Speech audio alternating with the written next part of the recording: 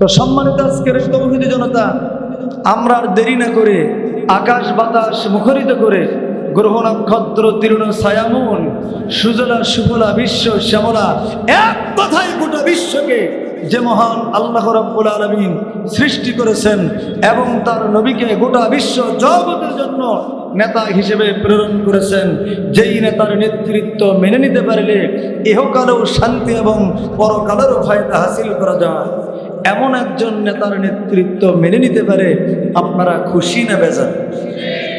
সকলেই খুশি। তাহলে অন্তর নিয়ে খুশি, মুখে নিয়ে হাসি, আওয়াজ দিয়ে বেশি উঁচু করে কাল্লা চিল্লায় এখন সুবহানাল্লাহ। আল্লাহর নাম নিতে আপনাদের ভালো লাগে কিনা?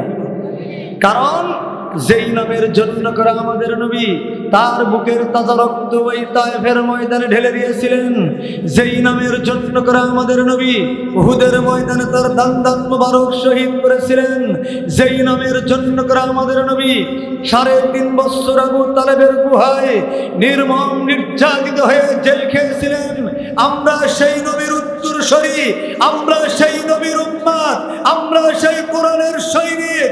প্রয়োজন হলে আমাদের নবীর মতো করে আমাদের বুকের তাজা রক্ত ঢেলে দিতে রাজি, প্রয়োজন হলে আমাদের দান মুবারক শহীদ করতে রাজি, প্রয়োজন হলে আমরা জেলখানার নির্যাতিত হতে রাজি, তবে আল্লাহর নাম ছাড়তে রাজি নাই। কারা কারা রাজি আছেন? দুহাত আল্লাহকে দেখা। নারায়ে তাকবীর। সম্মানিত আজকের এই তৌহিদি জনতা, আপনার আমার সকলের নন্দিত নেতা, গোটা বিশ্বের শোষিত নির্যাতিত নিপীড়িত জনতার মুক্তির দিশারি জনাব মুহাম্মদ রাসূলুল্লাহ সকলে বলুন সাল্লাল্লাহু। সম্মানিত আজকের এই তৌহিদি জনতা, আমরা এই মাহফিলে যারা উপস্থিত আমরা তো সকলেই মুসলমান। মুসলমান না? তো বলতে পারলেন না কেন? মুসলমান। জবান খুলে বলেন মুসলমান। আমরা যে মুসলমান, আমরা কি কখনো আল্লাহর কাছে দরখাস্ত করেছিলাম যে আল্লাহ তুমি আমাদেরকে দয়া করে মায়া করে মুসলমানের ঘরে জন্ম দিও? কি বলেছিলাম? কিন্তু আল্লাহ পাক আমাদেরকে দয়া মায়া করে মুসলমানের ঘরে জন্মগ্রহণ করার তৌফিক দিয়েছেন, এই জন্য আমরা আবারও বলি আলহামদুলিল্লাহ। তবে এই মুসলমানের মধ্যে আবার বিভিন্ন জাত এবং পদের মুসলমান আছে না নাই? জোরে বলতে হবে, আছে না নাই? কেউ কেউ আছে শুধু শুক্রবারের নামাজ পড়া মুসলমান, ঠিক না? জোরে কন। কেউ আছে 2 ঈদের নামাজ পড়া মুসলমান, একটু হাহো জবাব দিতে হবে, আছে না নাই? কেউ আছে কুরবানির গোশত খাওয়া মুসলমান, কেউ আছে চামড়া কেটে বাদ দেওয়া মুসলমান, কেউ আছে জীবনে এক ওয়াক্ত নামাজ পড়ে না উনিও মুসলমান, আবার কেউ আছে কোরআনের গায়ে আগুন লাগানো মুসলমান। এইরকম একজন ব্যক্তি লতিফ সিদ্দিকের মতো বেয়াদব কোরআনের গায়ে আগুন লাগায়ে ভারতে গিয়ে তাসলিমা নাসরিনের কাছে লুকাইছিল, ধরে কোন ঠিক কিনা? তুমি অত বড় একজন নেতা তো ভারতে গিয়ে লুকাইছিলে কেন? বাংলার তৌহিদি জনতা তোমাকে খুঁজেছে হারকিন ধরায়ে। তুমি যদি বাংলার জমিনে থাকতে বাংলার তৌহিদি জনতা তোমাকে নমরুদ এবং বুশের মতো জুতা পিটা করে বিদায় করতো, ধরে কোন ঠিক কিনা? ইনিও মুসলমান। আল্লাহ পাক এই জাতের মুসলমান আমাদের এই বাংলাদেশে আছে না নাই? জোরে বলুন, আছে না নাই? আল্লাহ পাক এই জাতের মুসলমানের মধ্য থেকে বাছাই করে আপনাকে আমাকে কোরআনের মুসলমান বানাইছেন, এই জন্য আমরা আবারও বলি আলহামদুলিল্লাহ। কুনতুম খায়রা উম্মাতিন উখরিজাত লিন-নাস, তোমরাই শ্রেষ্ঠ উম্মত উখরিজাত লিন-নাস, 700 কোটি মানুষের মধ্য থেকে তোমাদেরকে বাছাই করে করে আনা হয়েছে, তোমরাই শ্রেষ্ঠ উম্মত। তোমাদের দায়িত্ব কি? তোমাদের 1 নম্বর দায়িত্ব হলো তা'মুরুনা বিল মারুফ, সৎ কাজে আদেশ করবেন।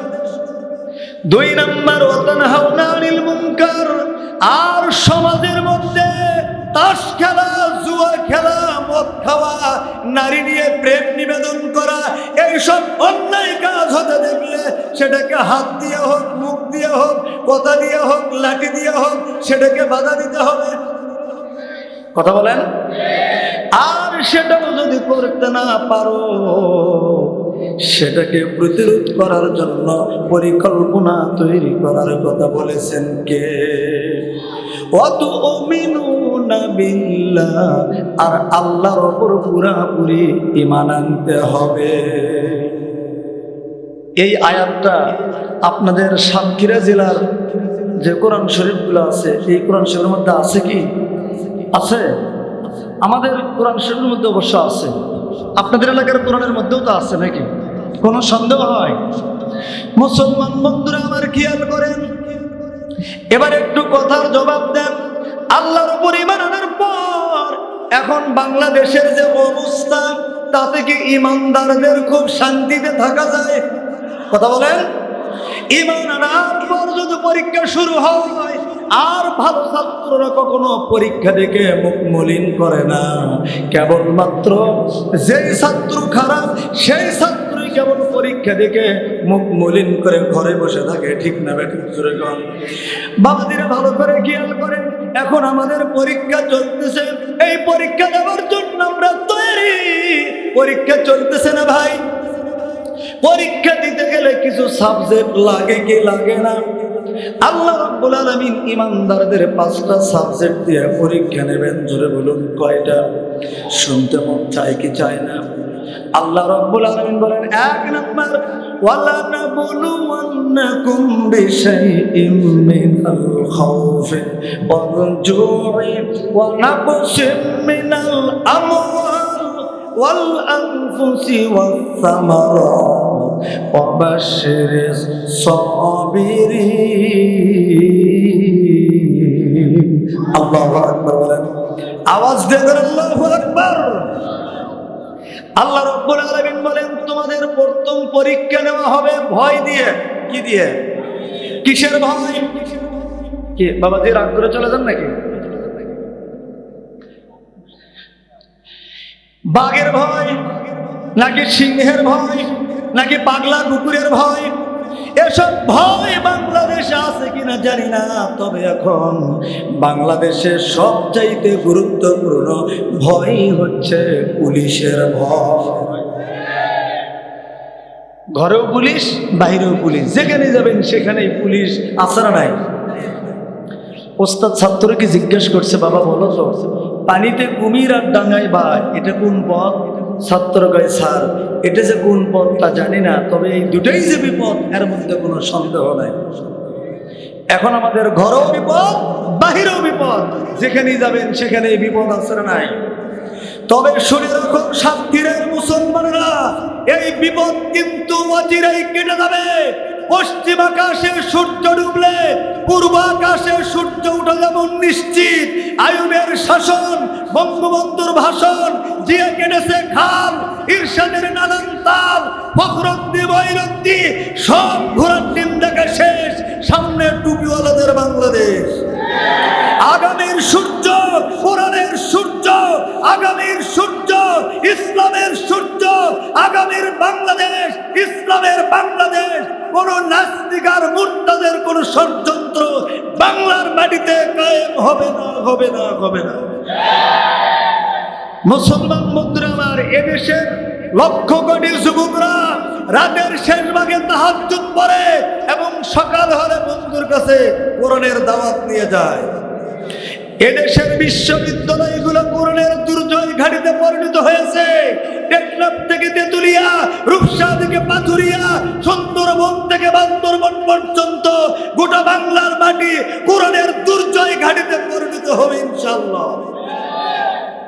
এই দেশের লক্ষ কোটি যুবকরা অকাতরে জীবন দিয়েছে যেই জমিনে আকাশ থেকে জমিনে যখন বৃষ্টি বর্ষিত হয়, ওই জমিনটা ফসলের জন্য উর্বর হয়ে যায়। কি ঠিক না? যেই জমিনে শহীদের রক্ত পড়ে, ওই জমিনটা আল্লাহর দ্বীন কায়েমের জন্য উর্বর হয়ে যায়। সুতরাং বাতিল পন্থীরা ভালো করে শোনো, এমন একটা সময় আসবে যে সময় কোরআন পন্থীরা কোরআন নিয়ে রাজপথে নামবে, আর বাতিল পন্থীরা পালাবার জায়গা পাবে না, জুতা পায়ে দেওয়ার সময় থাকবে না, পায়জামার ফিতা গিরে দেওয়ার সময় পাবে না। সময়ের অপেক্ষায় থাকুন। ছাড়বে না আল্লাহ তাদেরকে ছাড়বে না। দেশটাকে দাবিদার করতে করছে যে কল্পনা, যারা ধর্ষণে সেঞ্চুরি করে, পুলিশ দিয়ে মানুষ মারে, ধর্ম নিরপেক্ষ করে, তাদেরকে ছাড়বে না। জোরে বলুন ছাড়বে। যারা ক্ষমতারই জন্য সাথে দিন দরদে সুফি, কুকুরগুলোর মাথায় পরায় সুন্নতি ওই টুপি। কথা বলেন না কেন? যারা দিনী শিক্ষা বন্ধ করে মাদ্রাসা দেয় তালা, আলেমদেরকে বন্দি করে দেয় যে ভীষণ জ্বালা। যারা নিজের দলের কর্মী মেরে দোষ চাপায় অপরের ঘাড়ে, কথায় কথায় মিথ্যা বলে, তাদেরকে ছাড়বে না। জোরে বলুন ছাড়বে। আমার বন্ধুগণ, তাহলে প্রথম পরীক্ষা নেওয়া হবে ভয় দিয়ে। কি দিয়ে? 2 নম্বর ওয়াল জুই, তোমাদেরকে না খাওয়ায় রাখা হবে। ইমানদারদের কিন্তু খাওয়ার কষ্ট হবে। ওয়ানাকুসিম মিনাল আমওয়াল, তোমাদের মালের ক্ষতি হবে। ওয়াল আনফুসি, তোমাদের জানের ক্ষতি হবে। ওয়াস সামারাত, তোমাদের ফল ফলান্তির ক্ষতি হবে। এত ক্ষতির পরেও যদি তোমরা আমার পথে টিকে থাকো, আল্লাহ রব্বুল আলামিন গ্যারান্টি দিয়ে বলেন, আমি আল্লাহ রব্বুল আলামিন তোমাদের সাথেই আছি। সুতরাং বাংলার মুসলমানরা জীবন দিতে জানে, বাংলার মুসলমানরা ফাঁসির কাস্টে ঝুলতে জানে, বাংলার মুসলমানরা মা বাবার কোল খালি করতে জানে, বাংলার মুসলমানরা সন্তানকে এতিম করতে জানে। কিন্তু বাংলার মুসলমানরা কোনো ফিরাউনের বাচ্চার কাছে মাথা নত করতে জানে না, জানে না, জানে না। ঠিক না? মেরে জোরে কর ভাইরা আমার। আমি কিন্তু কোনো রাজনৈতিক দলের নেতা নই, রাজনৈতিক বক্তব্য দিতে আসি নাই। এগুলি কি রাজনীতির কোনো বক্তব্য? কোরআন শরীফের মধ্যে ফিরআউন এবং নমরুদের কথা আছে না নাই? কারণ কোরআনের আলোচনা শুনে কারো মুখ যদি মলিন হয়, বুঝতে হবে ওটা টাটকা ফিরআউনের রক্ত দিয়ে তৈরি, ওটা নমরুদের রক্ত দিয়ে তৈরি, কোন মুসলমানের রক্ত দিয়ে তৈরি হয় না। ঠিক না? এর দলিল কি?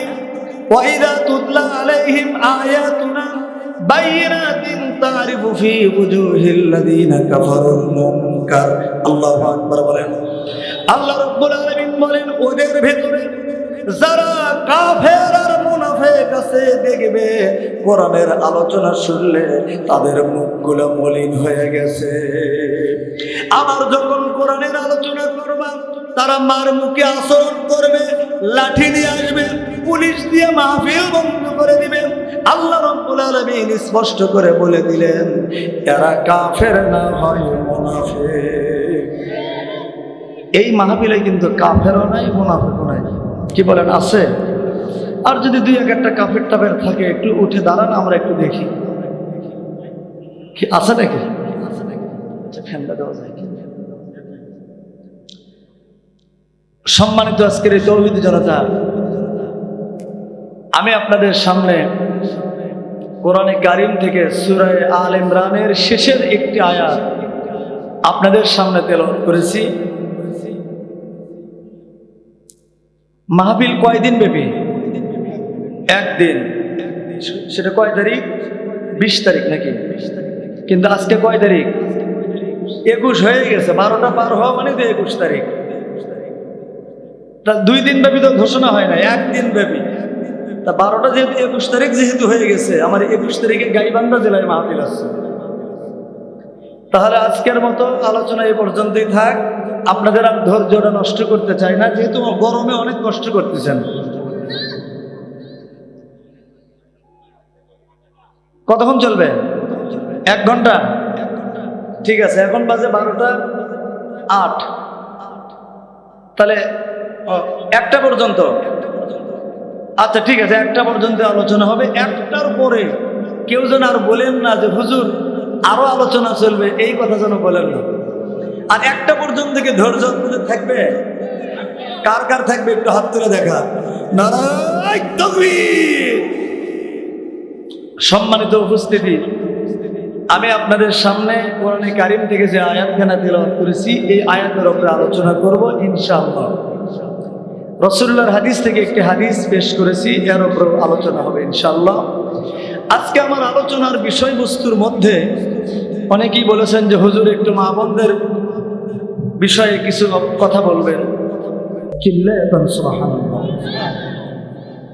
আর মা বোনদের জন্য রিজার্ভ পয়েন্টে কিছু কথা বলা অবশ্যই জরুরি দরকার, কারণ ওনারাই তো দেশের সরকার, ঠিক না বাড়ি যেরকম। কারণ হলো দস্তার চেয়েও সস্তা, বস্তার চেয়েও ভারী, সেটা হচ্ছে আপনাদের বাংলাদেশের নারী। আমি কি তাদের জন্য কিছু না বলে পারি? কি কথা বলেন না কেন? অবশ্যই তো বলতে হবে। মা বোন, আপনারা যে বসে আছেন অধীর আগ্রহের সাথে, আমি আপনাদের জন্য রাসূলুল্লাহর হাদিস থেকে অন্তত কয়টা হাদিস বলবো বলেন? একটা? আচ্ছা, একটাই বলি, 4-5টা বলার দরকার নাই। একটা হাদিস মা বোনদের জন্য শুধু একটা বলবো ইনশাআল্লাহ। তো ইমানদার মহিলার কথা বলার আগে, ইমানের কত দাম, ইমানের কত মূল্য, একজন ইমানদার যদি একটা এলাকায় থাকে ওই এলাকাবাসী কতটুকু উপকৃত লাভ করে, এটা বুঝাইতে যাইয়া একটা ঘটনা আপনাদের সামনে তুলে ধরব। যে ঘটনাটা এই পৃথিবীর ইতিহাসে একটা ঐতিহাসিক মর্মান্তিক ঘটনা, ইতিহাসের পাতায় লিপিবদ্ধ আছে। সেটা হলো, এটা বলেই আমি আমার ওই আয়াতের উপরে ধারাবাহিক আলোচনা করব ইনশাআল্লাহ। সেটা হলো, আমাদের এই এশিয়া মহাদেশের মধ্যে একটি দেশ আছে, যে দেশের নাম হচ্ছে মালদ্বীপ। জোরে বলুন, কোন দ্বীপ? নাম শুনেছেন তো আপনারা? এই মালদ্বীপে আজ থেকে অনেক বছর আগে, কয়েক বছর আগে বিশ্বের বিশিষ্ট পর্যটক আল্লামা ইবনে বতুতা সফর করার জন্য গিয়েছিলেন। গিয়ে দেখেন যে সেই মালদ্বীপের জমিনে অনেকগুলি মসজিদে আজান হচ্ছে নামাজের সময়। সুবহানাল্লাহ বলেন। ইবনে বতুতা জিজ্ঞেস করে, ভাইজান, ও মালদ্বীপের মানুষেরা, কত দেশে আমি সফর করলাম, সব দেশের ইতিহাস আমার ডায়েরির মধ্যে লেখা আছে। এই মালদ্বীপে তো সাহাবায়ে কেরামের কোন জামাত আসে নাই, তোমরা কেমন করে ইসলাম কবুল করলে? তোমাদের এই মালদ্বীপের মানুষের ইসলাম নেওয়ার ইতিহাসটা একটু আমার কাছে খুলে বলো। মালদ্বীপের মানুষ তখন বলে, হুজুর শুনেন, আপনি বিশ্বের বিশিষ্ট পর্যটক আল্লামা ইবনে বতুতা, ভালো করে শুনে রাখেন। আমাদের এই দেশের মধ্যে কোনো মানুষ লা ইলাহা ইল্লাল্লাহ মুহাম্মাদুর রাসূলুল্লাহ বলা জানত না, তবে একজন হাবেশ সাহেবের ওসিলায় গোটা মালদ্বীপের মানুষ কালেমা পড়ে মুসলমান হয়েছে। একটু জোরে বলা যাবে কি সুবহানাল্লাহ? কয়জন হাবেশ সাহেব? জিজ্ঞেস করলেন, হাবেশ সাহেবের বাড়ি কোথায়? বলা হলো, বাড়ি এই দেশে নয়। ইবনে বতুতা তার ডায়েরির মধ্যে লিখেছেন, ওই হাবেশ সাহেব সৌদি এলাকা থেকে চীন দেশে যাওয়ার পথে রাস্তার মাঝে প্রতিকূল বাতাসের কারণে, ঝড় তুফানের কারণে নৌকাটা ভেঙে যায়। নৌকা ভাঙ্গার কারণে সমস্ত লোকজন মালমাত্রা সহকারে ডুবে যায়। ওই হাফেজ সাহেবের নাম হাফেজ আবুল বারাকাত রহমাতুল্লাহি আলাইহি। নামটা মনে রাখবেন। কি নাম? আবুল বারাকাত। নৌকার মানুষকে কোথায় গেছে কোনো খবর নাই। ওই হাফেজ সাহেব নৌকার ভাঙ্গাটা তক্তার উপর চড়ে দুই হাত দিয়ে পানি টানতে টানতে মালদ্বীপের কিনারায় এসে লাগলো। একটু সুস্থ হওয়ার পর হাফেজ সাহেব চিন্তা করে, আমি তো ছোট্ট মানুষ, মুছ নাই, দাড়িও জ্বালায় নাই, একেবারে ছোট্ট মানুষ, তবে অনেক জ্ঞান বুদ্ধি আছে, কিশোর ছেলে, নওজোয়ান। হাঁটতে হাঁটতে মালদ্বীপের কোনো ধনী বাড়িতে না যাইয়া একজন গরিব মানুষের বাড়িতে গিয়ে বলতেছে, বাড়িতে কে আছেন গো? বাড়ির ভেতর থেকে এক বৃদ্ধা মহিলা বের হয়ে এসে বলতেছে, বাজান তোমার বাড়ি কই? কয় বাড়ি যেখানেই হোক না কেন, আমি বড় বিপদগ্রস্ত, আপনার বাড়িতে আমি একটু থাকতে চাই। এবার বুড়ি ডাকতে বলে, ও আল্লাহর বান্দা, আমি এতই গরিব মানুষ, মেহমানকে খাইতে দেওয়ার মতো কোনো সামর্থ্য আমার কাছে নাই। অবিদেশি মেহমান, আমার স্বামী বেঁচে নাই, উপযুক্ত কোনো পুত্র সন্তান আমার নাই, আমি কি দিয়ে তোমার মেহমানদারি করব?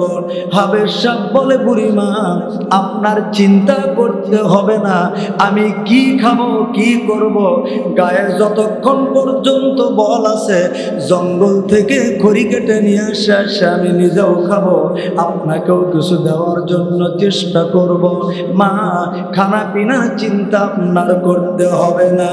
বুড়ির বাড়িতে হাবের সাথ থাকে আর জঙ্গল থেকে খড়ি কেটে নিয়ে আসে। দেখতে দেখতে 6 মাস পার হয়ে গেল। এই বুড়ির সাথে এই সন্তানের একটা সম্পর্ক কায়েম হয়ে গেল। নিজেও খায়, বুড়িকে ওই খড়ি বিক্রি করা কিছু পয়সা দেয়। বুড়ি এবং হাবের সাহেবের দিন সুস্থ মতো চলে যায়। কিন্তু বুড়ির একটা মাত্র কন্যা ছিল বাবা, অত্যন্ত সুন্দরী রূপসী যুবতী কন্যা। এই কন্যা নিয়েই হলো বড় বিপদ। আমি জানতে পারলাম বহু মায়ের জাতি এসেছেন বক্তৃতা শোনার জন্য।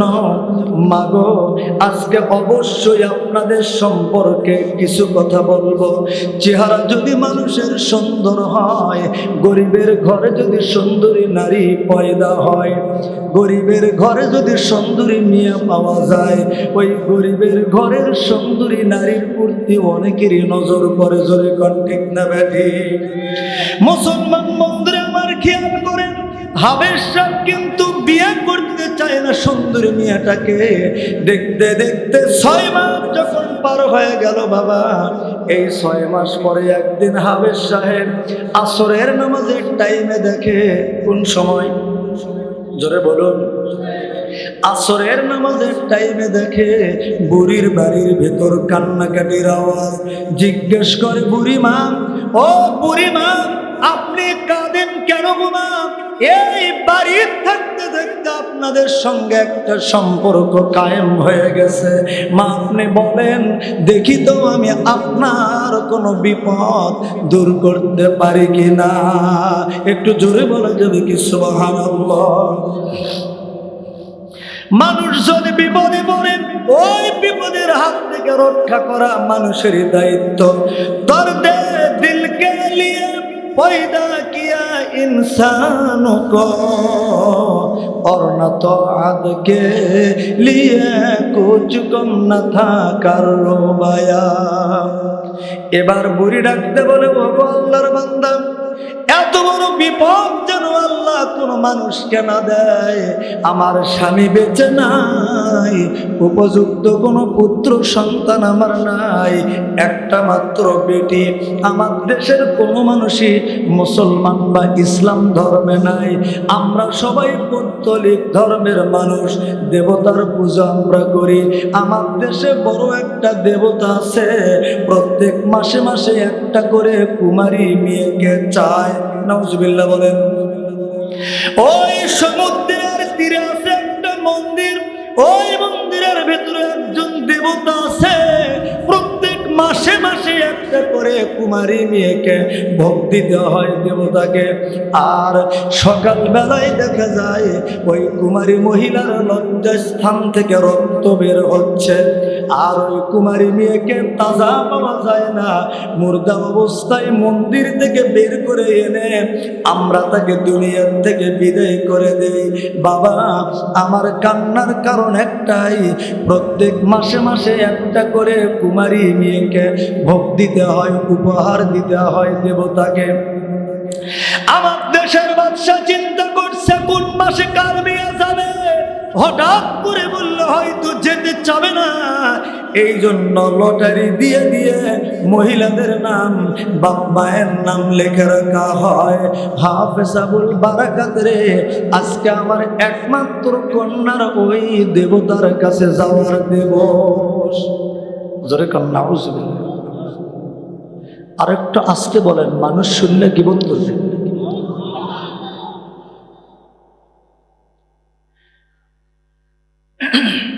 আমি আপনাদের মেহমান,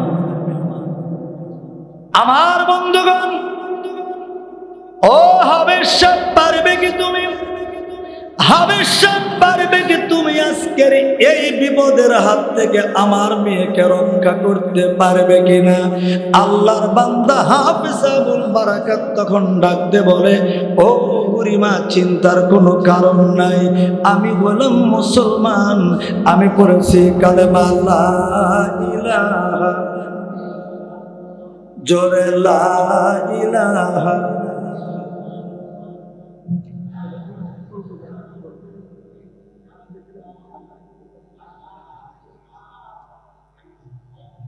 থামেন, আমি আপনাদের মেহমান, আপনারা আমার মেজবান। মেহমান হয়ে যে কথাগুলো বলবো আপনারা কি শুনবেন নাকি রাগ করতেছেন? যা বলবো তাই শুনবেন? যদি বলি একটু দাঁড়ান তো, তাহলে কি দাঁড়াবেন? সত্যি দাঁড়াবেন? আচ্ছা দেখি তো, আল্লাহর রাস্তায় একটু দাঁড়ান তো দেখি।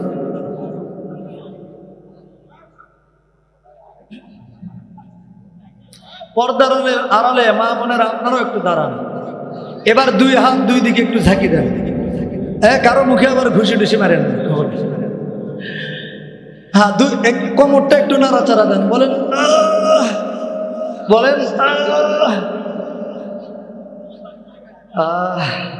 জি, কি বলেন? আচ্ছা, এবার যে যেখানে আছেন মেহেরবানি করে আগেই বসবেন না, খবরদার, দাঁড়ান দাঁড়ান দাঁড়ান। যে যেখানে আছেন ওখানে না বসে ওখান থেকে দুই হাত করে একটু সামনের দিকে আসবেন, শুধুমাত্র দুই হাত। আপনি দুই হাত আগাবেন, আল্লাহ আপনার জন্য 3 হাত আগাবেন। আবার এই যারা সামনে আছেন তারা দুই হাত আগাতে গিয়ে আবার ঘাসের উপরে বসবেন না। জি জি,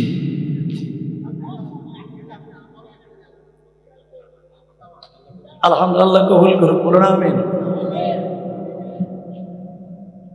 বাংলাদেশের অবস্থা অত্যন্ত করুণ, এই জন্য বক্তাগুলোও হতে হবে তরুণ।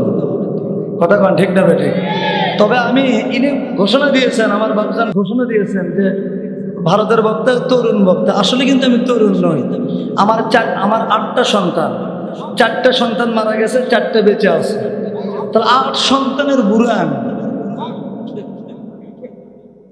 মেয়েকেও বিয়ে দিয়েছি, ছেলেটাও 6 বছর আগে হেফজ শেষ করছে। নানা এই কয়েকদিন পর নানাও হতে যাচ্ছে। তাহলে কি আমি দাড়িও কিছু পেকে গেছি, এখন কি তরুণ আছি? আর বলেন, বয়স বেশি নয়, তবে আবার কমও নয়। 37, অর্থাৎ 37 বছর বয়স চলতেছে। আচ্ছা ঠিক আছে, আমার বন্ধুগণ, আলোচনা করতেছিলাম ওই মালদ্বীপে বুড়ির বেটি দেবতার হাত থেকে রক্ষা পাওয়ার জন্য কান্নাকাটি করতেছে, আর হাফেজ আবুল বারাকাত তাকে রক্ষা করার জন্য চেষ্টা করতেছে। মনে আছে না নাই? শুনবেন? কারা কারা শুনবেন একটু হাত তুলে দেখান। এই যে হাত ওঠানামা করতেছেন, এটা হলো ঘুমের ট্যাবলেট। কারণ আমার শ্রোতাকে কখনো আমি ঘুম পাড়ার সুযোগ দেয়নি। আমার বন্ধুগণ, এবার বুড়ির বেটিকে দেবতার হাত থেকে রক্ষা যদি করতেই হয়, তাহলে ঈমান থাকার দরকার আছে না নাই? আর ঈমানদার হতে গেলে কয়টা গুণ অর্জন করতে হবে? রব্বুল আলামিন কোরআনে কারীমের মধ্যে কত সুন্দর করে বলেন, ইয়া আইয়ুহাল্লাযীনা আমানু সাবিরু ওয়াসাবিরু ওয়ারাবিতু ওয়াত্তাকুল্লাহা লাআল্লাকুম তুফলিহুন। আল্লাহু আকবার বলেন, আওয়াজ দিয়ে বলেন আল্লাহু আকবার। আল্লাহ রাব্বুল আলামিন বলেন, হে ঈমানদারেরা। কাদেরকে বলতেছেন? আপনারা যারা আমার সামনে বসে আছেন, আপনারা তো সকলেই ঈমানদার, নাকি দোকানদারও আছেন? দোকানদার নাই? দোকানদারও আছেন নাই, শুধু গোয়েন্দার? জি, কিসের কালেকশন? কালেকশন তো হয়ে গেছে। ভালো করে একটা কথা আমার কানে আসলে, যে কালেকশন করতে হবে। ভালো করে শোনেন, টাকা তো দিয়েছেন, দেন নাই? আজকে এখন থেকে শেষ পর্যন্ত শুধু আলোচনাই চলবে। এই মসজিদের যত অভাব থাক, যা থাক, আল্লাহ দেখবে। এই মসজিদের জন্য টাকা পয়সা দিলেও চলবে, না দিলেও দিতে হবে। দেখছেন না? কয় না দিলেও বলেছেন। আরে বাবা, যাতে মাতাল হলেও তালে ঠিক থাকা লাগবে। আমার বন্ধুগণ, আল্লাহ রাব্বুল আলামিন বলেন, হে ঈমানদারেরা। রাগ করলেন আপনারা? যদি তোমরা সফল মুমিন হতে চাও, সফল ঈমানদার যদি হতে চাও, তাহলে 4টা কাজ করবা। জোরে বলুন কয়টা? আরো জোরে বলতে হবে কয়টা? সেই 4টা কাজ কি কি আপনাদের শুনতে মন চায় কি চায় না? কি সকলেরই চায়? তাহলে গভীর মনোযোগ দিতে হবে। সোনার বন্ধুরা আমার খেয়াল করেন। 1 নাম্বার হলো ইসবিরু, সবর করো। অসবিরু, মুসাবারা করো। অরবিতু, মুরাবাতা করো। ওয়াত্তাকুল্লাহ, আর জীবনের সার্বিক ক্ষেত্রে অধিক পরিমাণে আল্লাহকে ভয় করো। লাআল্লাকুম তুফলিহুন। এই 4টা কাজ যদি বান্দা করতে পারো, তাহলে তোমরাই হবে সফল মুমিন। আর তোমাদেরকে জান্নাতে পৌঁছাইতে আল্লাহর কোনো অসুবিধা হবে না। জোরে বল সুবহানাল্লাহ। আর একটু জোরে বলা যাবে কি সুবহানাল্লাহ? কয়টা কাজ? 1 নাম্বার কি? সবর করো। সবর মানে তো জানেন, সবর মানে কি? ধৈর্য। ধৈর্য মানে বিলম্ব। বিলম্ব মানে দেরি। দেরি মানে অপেক্ষা। এখন নয় আর অপেক্ষা, এখন হবে ব্যাখ্যা। আল্লাহর নবী বলেন, সবর করতে হবে 3 জায়গায়। জোরে বলুন কয় জায়গায়? শুনতে মন চায় কি চায় না? আল্লাহর নবী বলেন, 1 নাম্বার হলো সবর আনিত তাআম, 2 নাম্বার সবর আনিল মাসিয়া, আর 3 নাম্বার সবর ফিল মুসিবা। 3 জায়গায় সবর করতে হবে। আরেকটা কথা বলি, বাংলাদেশের মরিচের ঝাল কিন্তু একটু বেশি হয়, ইন্ডিয়ান মরিচের ঝাল একটু কমই হয়, ঠিক না? কি ঠিক না বে? ঠিক। আমার আগে যিনি আলোচনা করছেন অনেক গরম কথা বলছেন, আমি তো ওইভাবে চিল্লাইতে পারি না। ইন্ডিয়ান মরিচের ঝাল একটু কম, এই জন্য ঠান্ডা মেজাজে আলোচনা করি। কি তাতে কি বিরক্ত হবেন আপনারা? 1 নাম্বার সবর আনিত তাআম, 2 নাম্বার সবর আনিল মাসিয়া, 3 নাম্বার সবর ফিল মুসিবা। একটা হলো বালা মুসিবতে সবর করতে হবে, শর্টকাটে বলে দিলাম। 2 নাম্বার সবর আনিল মাসিয়া, গুনাহের কাজে সবর করতে হবে। কোন কাজে? ও সাতক্ষীরা জেলার যুবক ছেলেরা ভালো করে শোনো, তোমাদের সামনে দিয়ে একজন সুন্দরী যুবতী মেয়ে যদি হেঁটে যায়, আর যদি কোনো লোকজন না থাকে, বলেন তো ওই যুবকটারে শয়তান ধোঁকা দেয় কি দেয় না? কি দেয় কি দেয় না? শুধু দেয়। শয়তান কি বলে জানেন? সারি দেশ না রে, ও পাইলে তোর মজাও হলো। এইরকম ভাবে শয়তান ধোঁকা দেয় কি দেয়? আল্লাহর নবী বলেন, শেষ জামানায় এমন একটা যুগ আসবে, এমন একটা সময় আসবে, যে সময় এক একটা পুরুষের পেছনে 50টা করে নারী ঘুরে বেড়াবে। কয়টা করে নারী? ভালো হবে না খারাপ হবে? ভালো হবে। এই ওয়াজ এক জায়গায় করছি, এক যুবক ছেলে লাফ দিয়ে উঠে দাঁড়াইছে, ভাই হুজুর, এক একটা পুরুষের পেছনে যদি 50টা করে যদি নারী ঘুরে বেড়ায়, তাহলে তো মজাও হবে হুজুর। আমি বলি কয় কি রে? আমি একটা বউকে সামাল দিতে পারি না, আর কয় মজা বলে হবে। নারীদের অত্যাচারে পুরুষরা গাছের আগায় চড়ে থাকবে, এমন একটা যুগ আসবে। এই জন্য আল্লাহর নবী বলেন গুনাহের কাজে সবর করতে হবে। কয়টা গেল? 3 নম্বর সবর আনিত্তাম, আল্লাহ পাকের ইতাআতের মধ্যে, আল্লাহ পাকের ইবাদতের মধ্যে সবর করতে হবে। ধরেন তো ফোন না, আল্লাহ পাকের ইতাআতের মধ্যে, ইবাদতের মধ্যে সবর করতে হবে। ইবাদতের মাথা হচ্ছে নামাজ। ইবাদতের মাথা কি? এই নামাজটা কিভাবে আদায় করতে হবে রব্বুল আলামিন কোরআনে কারীমের মধ্যে কত সুন্দর করে বলেন, আল্লাযীনা হুম ফি সালাতিহিম খাশিউন। আওয়াজ দিয়ে কর আল্লাহু আকবার। আল্লাহ রব্বুল আলামিন বলেন, যখন তোমরা আল্লাহর নামাজে দাঁড়ায় যাও, নামাজটা খুশু খুজুর সাথে, ধৈর্যের সাথে, নামাজের হুকুম, আহকাম, আরকান, রুকু, সিজদা যা কিছু আছে তোমরা সুন্দর করে করে আদায় করে দাও। আর এই সুন্দর নামাজের মধ্য দিয়ে আল্লাহ পাকের মেরাজ তোমাদের জন্য নসিব হয়ে যাবে। আর এই সুন্দর নামাজের খাতিরে আল্লাহ পাকের জাহান্নাম তোমাদের জন্য হারাম হয়ে যাবে। চিৎকার মেরে বলুন সুবহানাল্লাহ। قال رسول الله صلى الله عليه وسلم قلب شاكر رأس ساجد لسان ذاكر حرم الله عليه النار أو كما قال عليه الصلاة والسلام رواه البخاري। বুখারী শরীফের হাদিস। আল্লাহর নবী বলেন 3 ব্যক্তির জন্য দোজখের আগুন হারাম। কয় ব্যক্তি? শুনতে মন চায় কি চায় না? তাহলে গভীর মনোযোগ দিতে হবে। সোনার বন্ধুরা আমার খেয়াল করেন, 1 নম্বর হলো কলবুন শাকিরুন। এই কলব দিয়ে যারা আল্লাহকে অধিক পরিমাণে ধন্যবাদ দিবে তাদের জন্য করে দোজখের আগুন হারাম। কি সুবহানাল্লাহ কি বাড়িতে যা বলবেন? আল্লাহ পাকের প্রশংসা কেন করবেন না? এত সুন্দর আসমান বানাইছেন কে?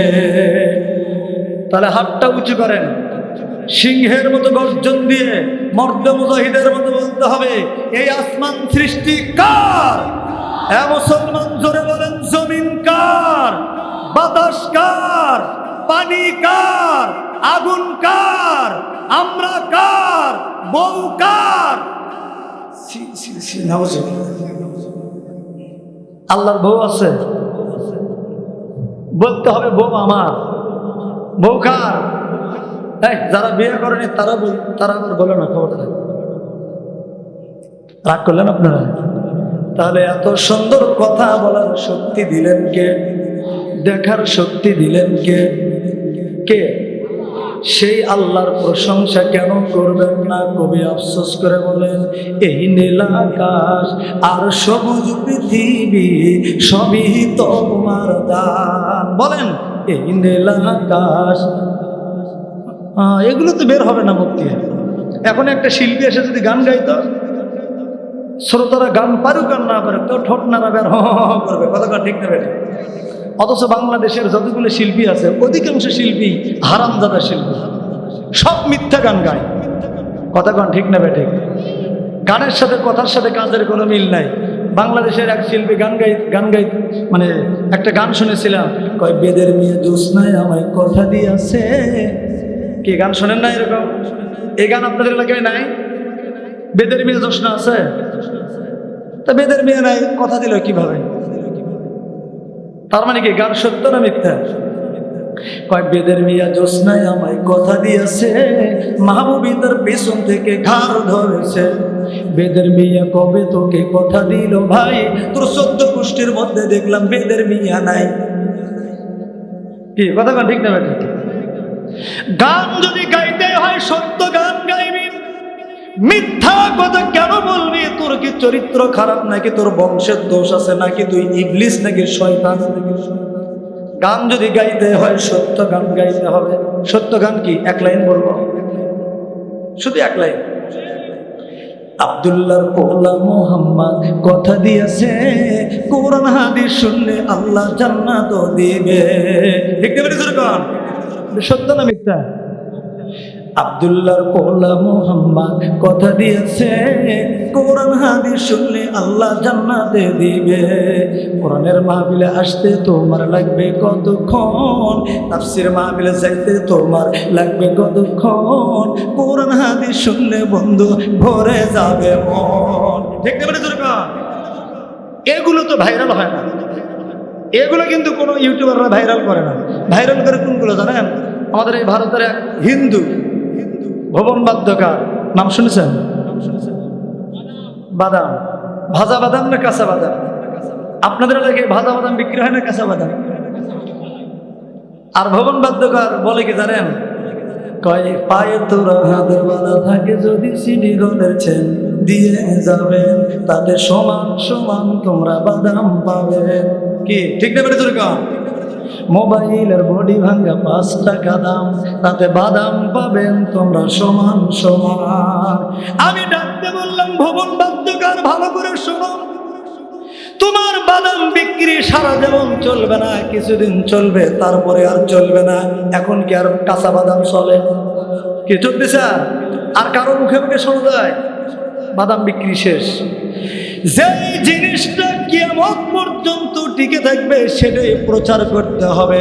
কিয়ামত পর্যন্ত টিকে থাকবে, তার নাম কোরআন। ছোট ছোট ছেলে মেয়ে থাকে যদি কারো ঘরেতে, মাদ্রাসায় এনে দিয়ে যাবেন, তাতে সমান সমান তোমরা নেকি পাবে। দেখতে পারে যেরকম কি বলবো না বাধ্য, এক লাইন বলবো। ছোট ছোট ছেলে মেয়ে থাকে যদি কারো ঘরেতে, মাদ্রাসায় এনে দিয়ে যাবেন, তাতে সমান সমান তোমরা নেকি পাবেন। কোরআন কোরআন দাদা কোরআন কোরআন, কোরআন দিয়ে যদি জীবন সাজান, কোরআন দিয়ে যদি সমাজ গড়ান, তাতে রহম পাবেন তোমরা সমান সমান। ঠিক না? আমার বন্ধুগণ, আলোচনা করতেছিলাম 3 ব্যক্তির জন্য করে দোজখের আগুন হারাম। কয় ব্যক্তি? তার মধ্যে 1 নাম্বার হলো কলবুন শাকিরুন। এই কলব দিয়ে যারা আল্লাহকে অধিক পরিমাণে ধন্যবাদ দিবে, তাদের জন্য করে দোজখের আগুন হারাম। 2 নাম্বার রসুন সাজিদুন। কি ভাই চলে যান নাকি? মনে বড় জ্বালারে সাদা গেঞ্জিওয়ালা। কি আলোচনা ছেড়ে দেবো? আমার বন্ধুগণ, 2 নাম্বার রসুন সাজিদুন। এই মাথা দিয়ে যারা আল্লাহকে সেজদা করবে, তাদের জন্য করে দোজখের আগুন হারাম। কি দিয়ে কাকে সেজদা হবে বলেন তো? আসতে বলেন কেন? আচ্ছা, আপনারা কি চুরি করতে আসছেন? বলেন তো, চুরি করতে গেলে কথা আসতে বলে না জোরে বলে? আপনারা যেভাবে আস্তে আস্তে বলতেছেন মনে হয় চুরি করতে আসছে না কেন? কি দিয়ে কাকে সেজদা হবে বলেন তো? মাথা দিয়ে যারা আল্লাহকে সেজদা করবে। সেজদা নামাজের মধ্যে হয় নাকি আর কোথাও হয়? আর কোথাও হয় না? এই সেজদা আর নামাজ নিয়ে বাংলাদেশে 2টা অবহেলা চলতেছে। কয়টা? একটা হলো রাষ্ট্রীয় অবহেলা, আর একটা হলো ধর্মীয় অবহেলা। একটা রাষ্ট্রীয় আর একটা ধর্মীয়। আপনারা এক নাম্বারটা শুনবেন নাকি 2 নাম্বারটা? দুটোটাই? আচ্ছা, 2টাই শুনবেন। কয়জন দেখি তো হাত তোলাম তো তারা। ওরে বাবা, আজকের মাহফিলে যদিও লোকজন একটু কম, কিন্তু দেখতেছি আপনারা ওয়াজ শোনা খুব জম। কারণ বহু এলাকায় দেখেছি তাসখোর, গাঁজাখোর, মদখোর, জুয়াখোর, আর আপনারা তো দেখতেছি ওয়াজখোর। আলহামদুলিল্লাহ বলেন। আপনারা কি খোর? ওয়াজখোর। আমার বন্ধুগণ, রাগ করলেন? এই নামাজ নিয়ে 1 নাম্বার রাষ্ট্রীয় অবহেলা কি? আগে 1 নাম্বারটা হবে, তারপরে ধর্মীয়টা 2 নাম্বার। মনে রাখবেন, রাষ্ট্রীয় অবহেলা কি? আল্লাহ রাব্বুল আলামিন কোরআনে কারীমের মধ্যে কত সুন্দর করে বলেন, আল্লাযীনা ইম্মাক্কান্নাহুম ফিল আরদি আকামাস সালাত। আল্লাহু আকবার বলেন। আল্লাহ রাব্বুল আলামিন বলেন, আমি যখন কোন বান্দাকে দেশের সরকার বানাই, দেশের প্রেসিডেন্ট বানাই, দেশের সরকারকে 4টি দায়িত্ব দেই, তাহলে বাংলাদেশ সরকারের উপরে আল্লাহর দায়িত্ব কয়টা? এই 4টি দায়িত্বের ভেতরে শুধুমাত্র আজকে সময় সংক্ষিপ্ততার কারণে একটার কথা বলবো, আর বাকি 3টার কথা কোনোদিন যদি আল্লাহ নিয়ে আসেন সেই দিন বলবো। সরকারের দায়িত্ব হলো 1 নাম্বার, বাংলার জমিনে নামাজ প্রতিষ্ঠা করা। বাংলাদেশ সরকার মাননীয় প্রধানমন্ত্রী যদি তার সংসদে আইন যদি পাশ করেন এইভাবে যে বাংলাদেশের মসজিদগুলোতে যখন আযান হয় তখন দোকানপাট ব্যবসা বাণিজ্য বন্ধ রেখে সরাসরি আল্লাহর ঘরে গিয়ে হাজিরা দিতে হবে, যারা মসজিদে না যাবে পুলিশ দিয়ে পাছায় পিটাতে হবে। আরব আমিরাতে যান, আরবের নিয়ম হলো, সৌদি আরবের নিয়ম হলো, যদি কোনো ব্যক্তি 1 ওয়াক্ত নামাজ আদায় না করে তাহলে তাকে গ্রেফতার করে নিয়ে এসে টয়লেটে বেঁধে রাখা হয়। 2-1 ঘন্টা থাকার পর যখন আর কুলাইতে না পারে তখন তাকে ওই টয়লেট থেকে বের করে এনে ওযু করাইয়া 100 রাকাত নফল নামাজ পড়াইয়া ছেড়ে দেয়। আমার বন্ধুগণ, বাংলাদেশের মসজিদগুলোতে যদি সংসদে যদি নামাজের আইন যদি পাশ করা হতো, বলেন তো কোন মুসলমানের সন্তান কি আযানের পরে মসজিদের বাইরে থাকতে পারত? জোরে বলেন, পারত? এখন যদি উচিত কথা কই, পিঠের ওপর দিয়ে যাবে মই।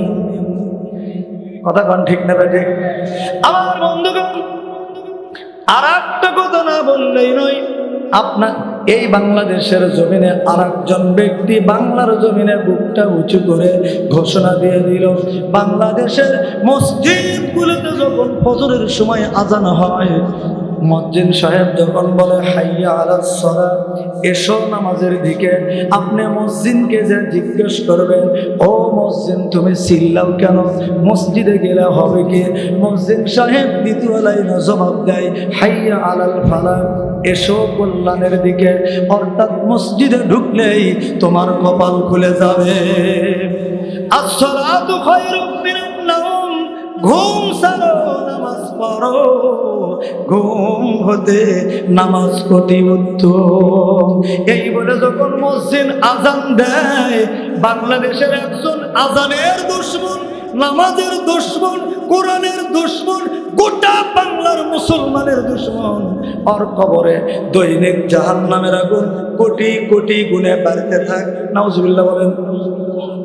সে বাংলার জমিনে বুকটা উঁচু করে ঘোষণা দিয়ে দিল, বাংলাদেশের মসজিদগুলোতে যখন ফজরের সময় আযান হয়, মুয়াজ্জিন সাহেব যখন বলে হাইয়া আলাস সালাত, যখন আযান দেয় তখন আমার ঘুম নষ্ট হয়, মেজাজটা এত খারাপ হয়, ওই মুয়াজ্জিন সাহেবের আল্লাহু আকবার আল্লাহু আকবার আমার কাছে এত খারাপ লাগে, মনে হয় বেশ্যা তার খরিদ্দার ডাকতেছে। জোরে কর নাউজুবিল্লাহ।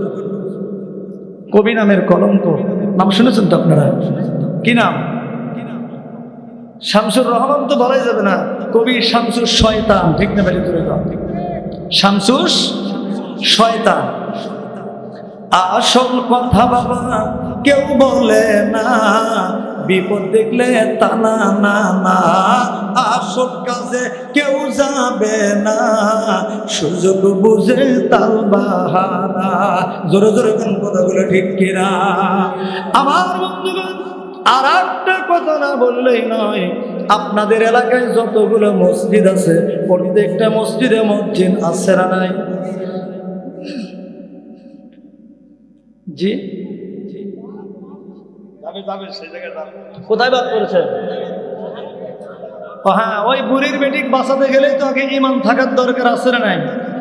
তাহলে তো আগে ইমানদার হতে হবে। আগে আগে ইমানদার তো হতে হবে, তারপরে তো বুড়ির বেটি বাঁচাতে চাইবেন। কথা কোন ঠিক না বেটি? আমার বন্ধুগণ,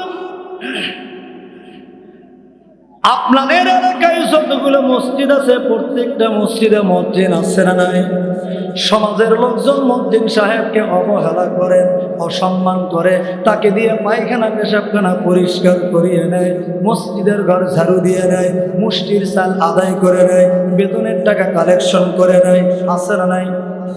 হয়তো আপনাদের এদিকে নাও থাকতে পারে, এদিকেও আছে। খবরদার মুয়াজ্জিন সাহেবকে এত নিচু মনে করবেন না।